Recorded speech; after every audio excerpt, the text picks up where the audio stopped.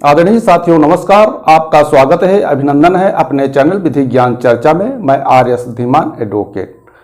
साथियों, आज का हमारा टॉपिक है, आज का विषय यानी आज हम चर्चा करेंगे दान विलेख के संबंध में जारी शासना आदेश दिनांक 3 अगस्त 2023 के संबंध में, जो दान विलेख में स्टैम्प में छूट के संबंध में है।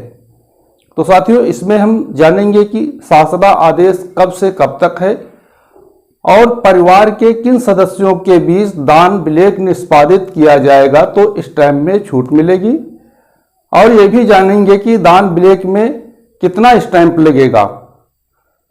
शासना आदेश किस प्रकार के व्यक्तियों पर लागू होगा और किस प्रकार की भूमि पर यानी किस प्रकार की संपत्ति पर यह शासना आदेश लागू होगा।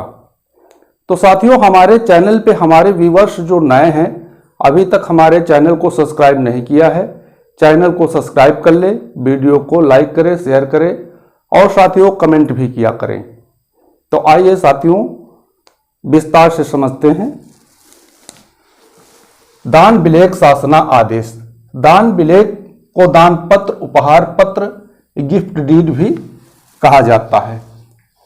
अब इसमें देखते हैं उत्तर प्रदेश शासन स्टैंप एवं रजिस्ट्रेशन अनुभाग 2 संख्या 18-23-995/94 SR 2-23-729/2021 लखनऊ दिनांक 3/8/2023।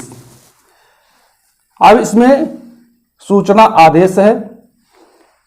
सूचना आदेश में बताया गया है कि उत्तर प्रदेश में अपनी प्रवृत्ति के संबंध में यथा संशोधित भारतीय स्टैंप अधिनियम 1899 अधिनियम संख्या 2 सन 1899 की धारा 9 की उपधारा 1 के खंड का के अधीन शक्तियों का प्रयोग करके राज्यपाल इस अधिसूचना के गजट में प्रकाशित किए जाने के दिनांक से अग्रिम आदेशों तक, इसमें बताया गया है जो राज्यपाल महोदय हैं, इस अधिसूचना के गजट में प्रकाशित किए जाने के दिनांक से अग्रिम आदेशों तक, कहने का मतलब है ये शासना आदेश जिस दिनांक को प्रकाशित किया गया है उस दिनांक से अग्रिम आदेशों तक लागू रहेगा। जब तक इसके संबंध में कोई अग्रिम आदेश नहीं आता है तब तक स्टैंप में जो दान पत्र है, दान विलेख है या गिफ्ट डीड है, उसमें स्टैंप में छूट प्रदान की जाएगी। अब देखते हैं उक्त अधिनियम सन 1899 की अनुसूची 1 खा के अनुच्छेद 33 के अधीन दान विलेख पर प्रभार्य स्टैंप शुल्क में छूट प्रदान करके नीचे साड़ी के स्तंभ 1 में दिए गए दान विलेख पर नीचे साड़ी के स्तंभ 2 में दिया गया अधिकतम स्टैंप शुल्क नियत करती है।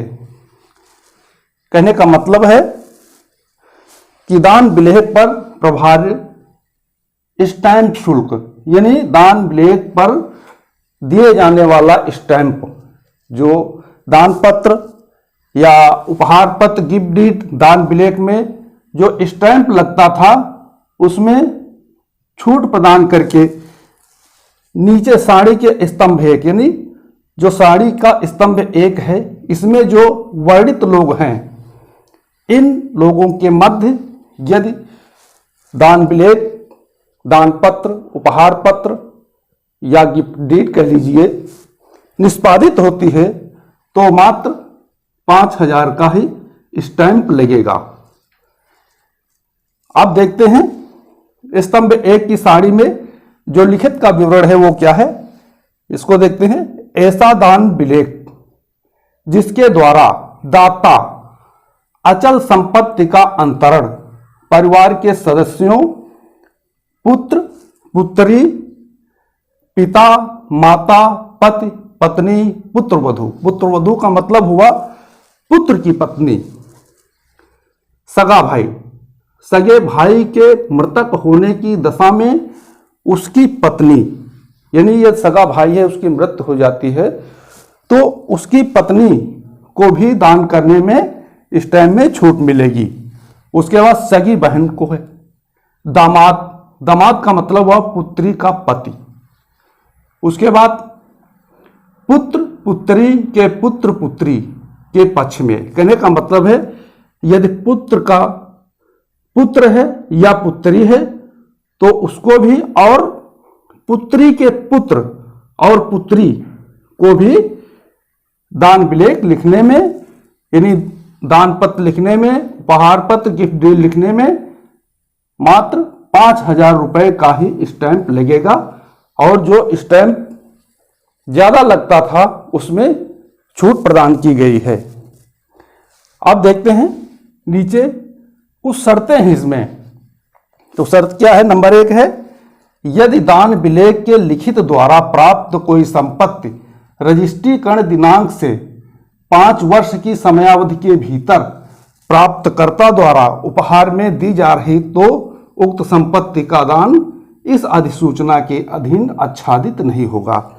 कहने का मतलब है कोई व्यक्ति दान में संपत्ति प्राप्त करता है और उसके बाद 5 वर्ष के अंदर, यानी 5 वर्ष के भीतर ही यदि वो किसी अन्य व्यक्ति को दान, उपहार, गिफ्ट डीड करता है तो उसमें इस अधिनियम के अंतर्गत, यानी कि इस शासना आदेश के अंतर्गत छूट नहीं प्रदान की जाएगी।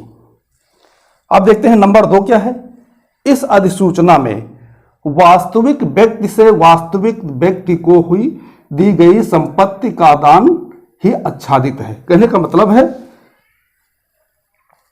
कि ये जो शासनादेश हुआ है इसमें यदि कोई व्यक्ति, यानी कि वास्तविक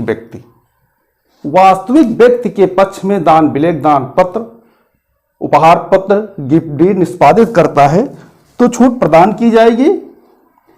इस अधिसूचना के उपबंध किसी कल्पित व्यक्ति, यानी कि जो ये अधिसूचना है, ये जो शासना आदेश है, ये किसी कल्पित व्यक्ति जैसे कि फर्म, कंपनी, ट्रस्ट, संस्था आदि के दान या दान प्राप्तकर्ता के लिए प्रभावी नहीं होगी। कहने का मतलब है ये वास्तविक व्यक्ति के बीच में दान विलेख, उपहार पत्र या गिफ्ट डीड निष्पादित होती है तो ये शासना आदेश लागू होगा। और जो कल्पित व्यक्ति हैं जैसे फर्म, कंपनी, ट्रस्ट, संस्था, इन पर यह शासना आदेश लागू नहीं होगा। अब नंबर 3 देखते हैं। इस अधिनियम के अधीन मात्र आवासीय कृषि संपत्ति का दान आच्छादित होगा। कहने का मतलब है जो ये शासना आदेश हुआ है या जो ये अधिनियम बनाया गया है 3 अगस्त 2023 का, इसमें बताया गया है कि केवल आवासीय और कृषि भूमि यानी संपत्ति पर यह शासना आदेश लागू होगा। अन्य प्रकार की संपत्ति यथा औद्योगिक, व्यावसायिक तथा संस्थागत संपत्ति इत्यादि का दान इस अधिसूचना के उपबंधों से आच्छादित नहीं होगा। कहने का मतलब है जो आवासीय भूमि है या आवासीय संपत्ति है या कृषि संपत्ति है यानी कृषि भूमि है उसी पर लागू होगा, और अन्य प्रकार की संपत्ति यथा औद्योगिक, व्यावसायिक तथा संस्थागत संपत्ति पर यह लागू नहीं होगा। और इसको साथियों भवदी लीना जौहरी के हस्ताक्षर द्वारा प्रसारित है ये जो शासना आदेश हुआ है। साथियों इसके पहले एक शासना आदेश और हुआ था दान विलेख में स्टैंप के छूट के संबंध में। तो ये हुआ था जो 18 जून 2022 से 18 नवंबर 2022 तक ही था, और जो ये शासना आदेश 3 अगस्त 2023 का है ये अग्रिम आदेशों तक है, जब तक इसके संबंध में कोई अगला आदेश नहीं आता है तो तब तक ये लागू रहेगा। साथियों, एक बार इसको फिर समझ लेते हैं।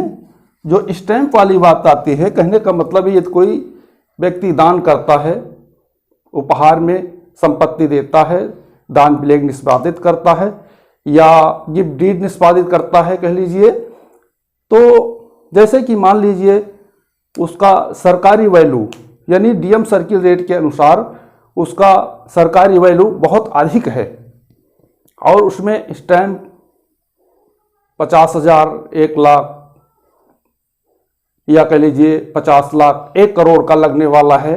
इसके ऊपर भी जितना भी स्टैंप लगता है वो उसमें छूट प्रदान करते हुए मात्र 5,000 का ही स्टैंप लगाना होगा। तो साथियों, हमें पूरा विश्वास है कि आप इस टॉपिक को समझ गए होंगे पूर्णतया। यदि कहीं पे कोई बात समझ में ना आई हो तो आप फोन के द्वारा, व्हाट्सएप के द्वारा, कमेंट के द्वारा जानकारी प्राप्त कर सकते हैं। तो साथियों, जो हमारे चैनल पे हमारे व्यूअर्स नए हैं, अभी तक हमारे चैनल को सब्सक्राइब नहीं किया है, कृपया चैनल को सब्सक्राइब कर ले, वीडियो को शेयर करें, लाइक करें और साथियों कमेंट भी किया करें। तो साथियों, आज के वीडियो में बस इतना ही। अगले वीडियो तक के लिए नमस्कार।